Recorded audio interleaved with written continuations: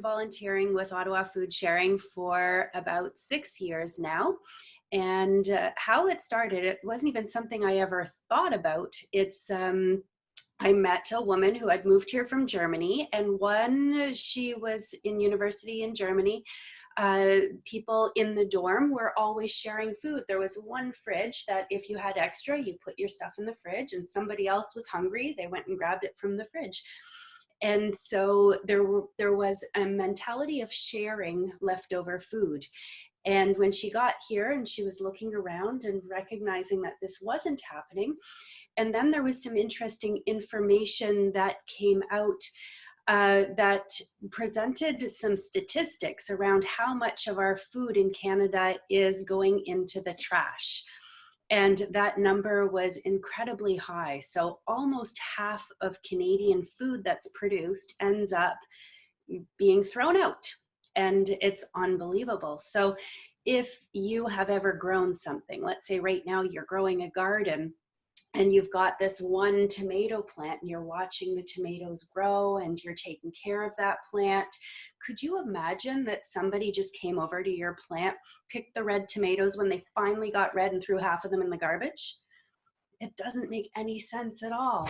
So what she did was she started Ottawa Foodsharing to be able to create opportunities for people to be able to access the food that somebody else didn't want or couldn't use on time or something like this. And our first clients ended up being a couple. One was Cardish Grocery Store, and they have incredible products that are very healthy, nutritious food items. And before they started, where if things didn't sell, they would mark them down 30% off, 50% off.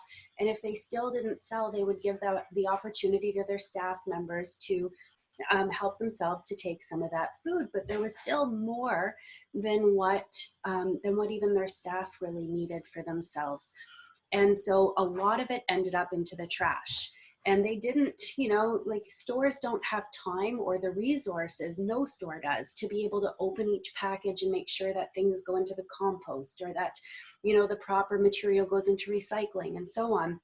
And so when we contacted them and said, hey, we can provide volunteers who will come and pick up this stuff and then bring it over to a shelter or share it with places in the community that really need the food, they were very excited. And so every couple of weeks they call us and we go with our van and we fill it up with boxes.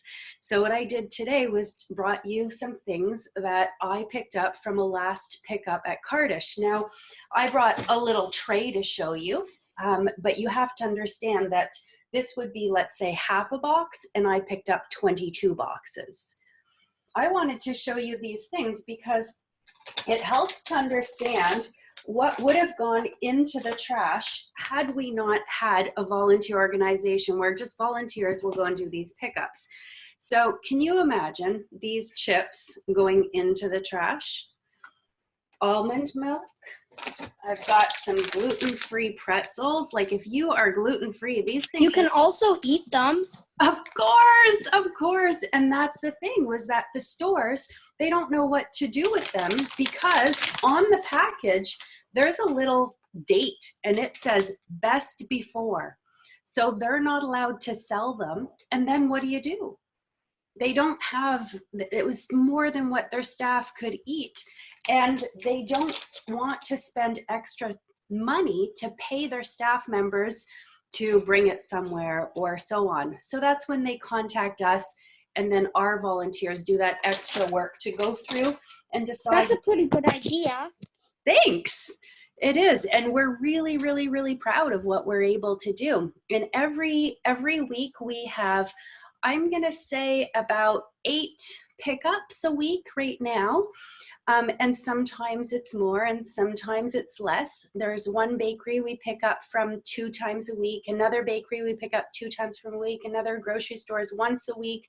One is when they call us every 2 weeks. And then other restaurants and cafes whenever they have things that they feel they could pass along. And so the truth is, you're right. We could totally eat these things. Like, I'd like to take these on a bike ride and then have these snacks to be able to have when I'm out and about.